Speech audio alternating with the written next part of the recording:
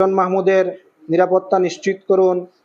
আমরা হুঁশিয়ারি দিয়ে বলতে চাই, অন্যায় অবিচার অব্যাহত থাকলে গণ অধিকার পরিষদ সিলেট জেলা ও উপজেলা পর্যায়ে কঠোর কর্মসূচি ঘোষণা করতে বাধ্য হবে। প্রিয় সাংবাদিক বন্ধুগণ, আমি রহমত এলাহি লস্কর নাইম, গণ অধিকার পরিষদ সিলেট জেলা শাখার আহ্বায়ক।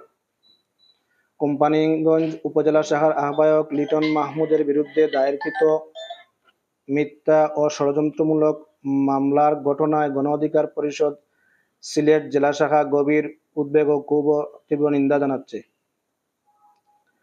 আমরা স্পষ্টভাবে বলতে চাই, এটি কোনো বিচ্ছিন্ন ঘটনা নয়, বরং গণ অধিকার পরিষদের ক্রমবর্ধমান জনপ্রিয়তা ও গণমুখী আন্দোলনকে স্তব্ধ করার সুপরিকল্পিত অপচেষ্টা।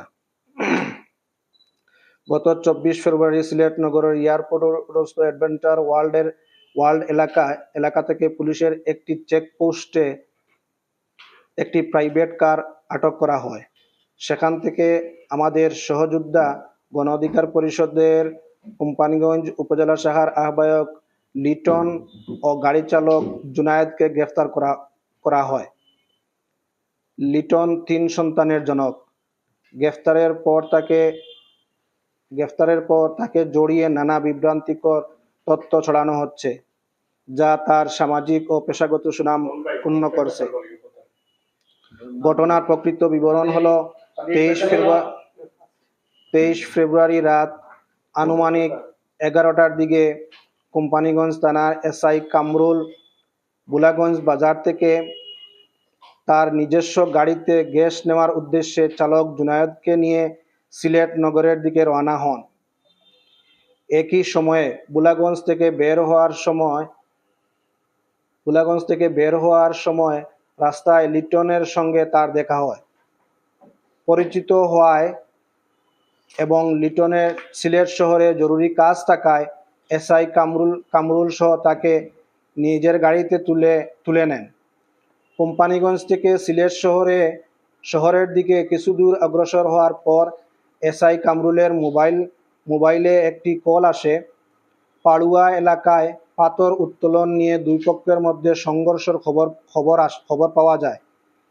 তাই তিনি গাড়ি থামিয়ে ড্রাইভারকে তাকে নামিয়ে দিতে বলেন। তাকে নামিয়ে দিয়ে চালক জুনায়েদ গাড়িটি নিয়ে সিলেটের দিকে রওনা দেন। এ সময় গাড়ির সামনের সিটে লিটন ও চালক জুনায়েদ ছিলেন। 24 ফেব্রুয়ারি রাত 12টার পর সিলেট এয়ারপোর্ট রোডে অ্যাডভেঞ্চার ওয়ার্ল্ড এলাকায় পৌঁছলে চেকপোস্টে গাড়িটি তল্লাশির মুখে পড়ে।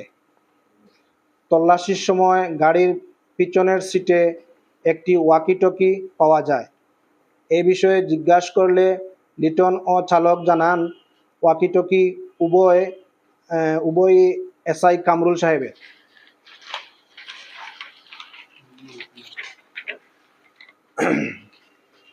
এসআই কামরুল সাহেবের মালিকানাধীন এই গাড়ি ওয়াকিটকি। পরে গাড়িটির পেছনের ঢাকনা খুলে একটি কুড়াল পাওয়া যায়। ঘটনা জানার পরই তারা এসআই কামরুলকে ফোন করেন। তিনি মোবাইলে চেকপোস্টে কর্মকর্তার সঙ্গে কথা বলেন এবং কিছুক্ষণের মধ্যে ঘটনাস্থলে উপস্থিত হন। সম্মানিত সাংবাদিকবৃন্দ, এসআই কামরুল সাহেব ঘটনাস্থলে এসে ওসি সাহেবের জিজ্ঞাসাবাদে স্বীকার করেন যে গাড়িটি ও ওয়াকিটকির মালিক তিনি। এরপর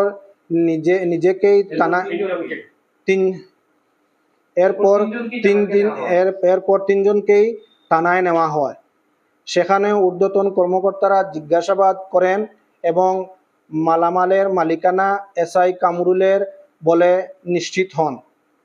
কিন্তু অত্যন্ত দুঃখজনকভাবে একটি প্রভাবশালী চক্রের যোগসাজশে গণ অধিকার পরিষদ কোম্পানীগঞ্জ উপজেলা শাখার আহ্বায়ক লিটন মিয়া ও চালক জুনায়েদকে ডাকাতির প্রস্তুতিকালে আটক দেখিয়ে একটি মিথ্যা ও হয়রানিমূলক মামলার আসামি করা হয় এবং তাদের জেল হাজতে প্রেরণ করা হয়। এসআই কামরুলের স্বীকারোক্তি থাকার পরও তার বিরুদ্ধে কার্যকর ব্যবস্থা নেওয়া হয়নি। লিটন মাহমুদ একজন জনপ্রিয় তৃণমূল ভিত্তিক সংগঠক। তার বিরুদ্ধে দায়েরকৃত অভিযোগ সম্পূর্ণ ভিত্তিহীন ও বানোয়াট।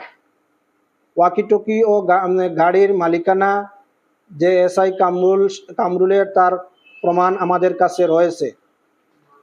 জাতির বিবেক সম্মানিত সাংবাদিকবৃন্দ, আমরা সংশ্লিষ্ট প্রশাসনের প্রতি আহ্বান জানাচ্ছি, ন্যায়সঙ্গত নিরপেক্ষ আইনানুগ ভূমিকা পালন করুন।